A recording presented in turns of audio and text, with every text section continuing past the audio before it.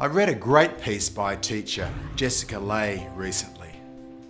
Jessica referred to a recent Queensland University of Technology study on overparenting.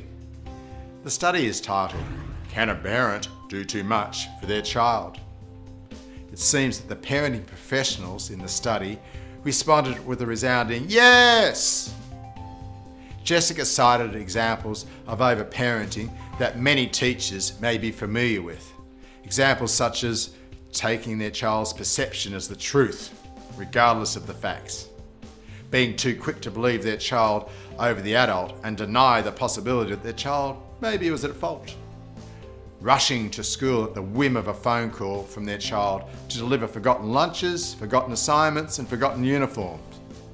And the list goes on. These are all behaviours associated with parents who are high on the support scale, but low on the pressure scale for their kids. That is, parents who are guilty of one or all of the three big parenting overs: overprotecting, overindulging, or overstating relatively minor issues. Lay lamented that the biggest mistake that these parents made was not allowing their children to learn from their own experiences. And quite right.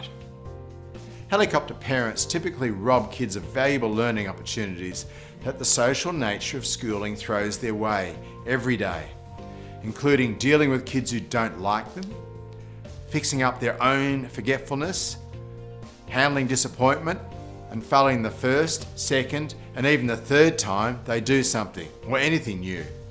Look, it's easy to throw brickbats at overprotective parents. It can make teachers and school leaders and even parenting professionals feel positively good about ourselves. But it would be better though to embark on a school-wide campaign to land helicopter parents without shooting them down. Now, I've been talking and writing about this at conferences and PD sessions for some time now. So here's the bones of a plan to gently land helicopter parents. Number 1, focus on resilience school-wide. Resilience is both a preventative strategy for mental health and a strategy for building student capabilities and strengths. Staff, students, and parents need to use its principles and practices to maximise its impact. Number 2, tell the story of resilience. Staff and parents should know the story of resilience, that is, what it is, why it's important, and how it's practiced. I did this when I launched my book Thriving.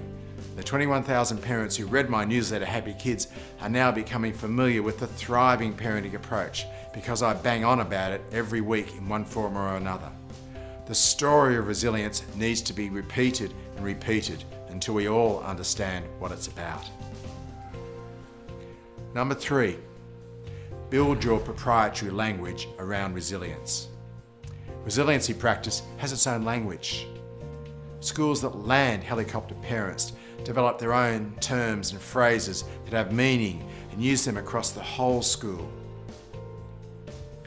Number 4, use multiple media and methods to educate and inform parents. One parent evening and an article and newsletter does not a resilience campaign make. Use online tools, school notice boards, forums and social media, just to name a few communication modes to educate and inform about resilience.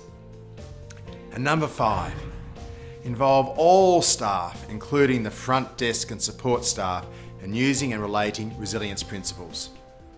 So what happens when a parent comes to the front desk with a teenager in tow and does all the talking?